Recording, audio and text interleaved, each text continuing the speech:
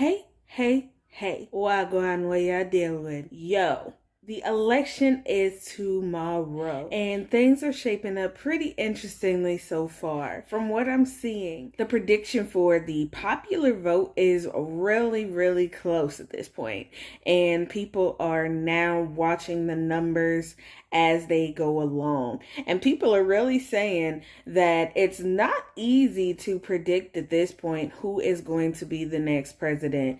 So really, we got a very close race. We shall see what happens.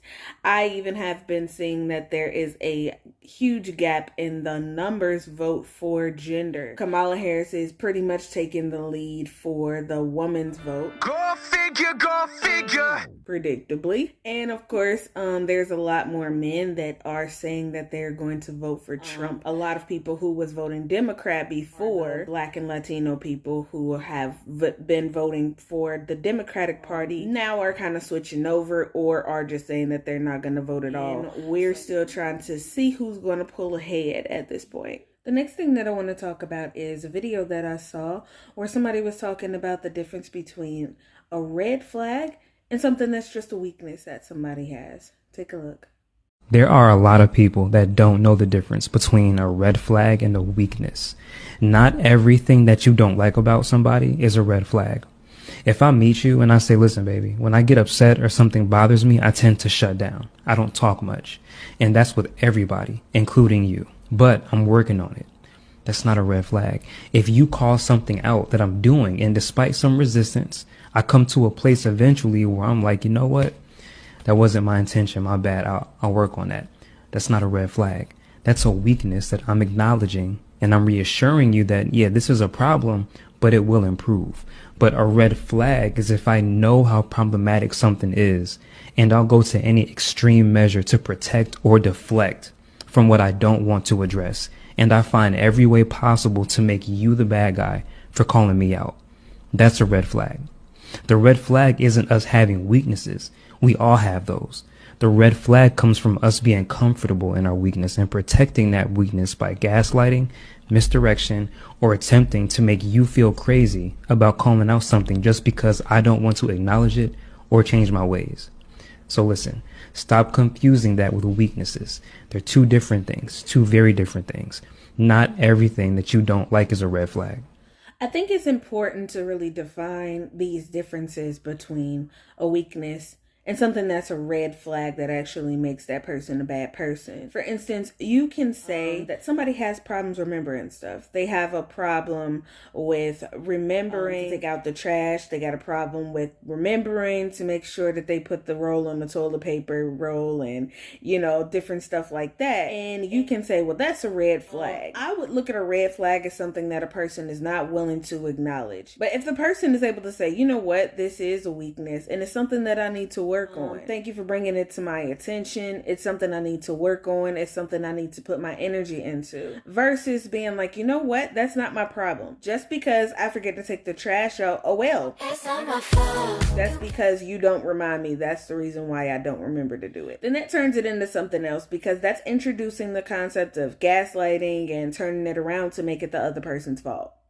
And once you start doing that, you're not taking accountability. You're not acknowledging that you have the problem, and you're going to continue to have the problem because you're not acknowledging that you need to work on it. So with that being the case, that I think is the difference, because you can have a weakness, but it doesn't necessarily have to be a red flag, because once somebody introduces the concept of the fact that this is a weakness, you can say, you know what, that is something I need to look at. That is something I need to work at. And let me create steps to be able to get there. Let me create a plan of action so that I can work on these things. So that the next time this conversation comes up, it's because of the fact that there's been progress and not the fact that we're still stuck in the same place of saying, this is still an issue and there has been no change. So with that being the case, I think if we can understand those differences, we can definitely interact with people differently.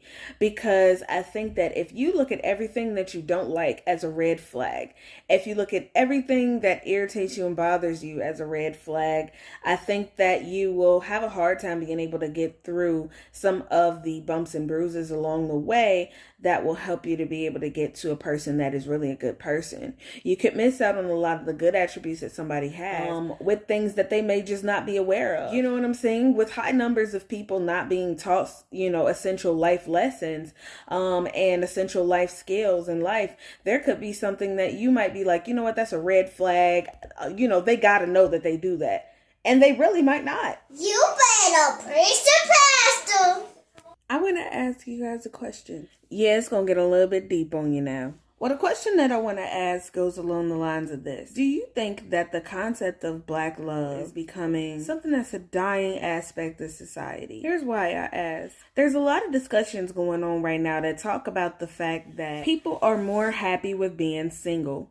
As a matter of fact, a lot of people are saying, I don't know why I would ever get in a relationship. I'm much more happy being able to do whatever I want to do.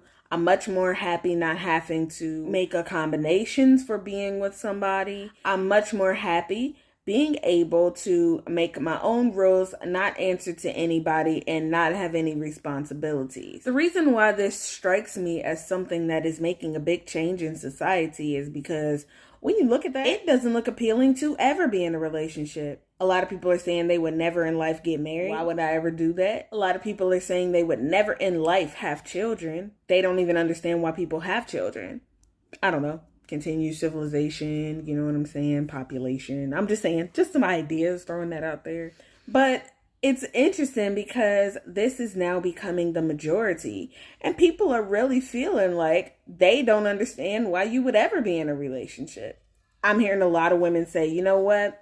I don't really need a man for anything but sex. And I really don't need him for that anymore, to be honest with you. The interaction between a man and a woman is becoming a monolith. Something that people don't look for anymore.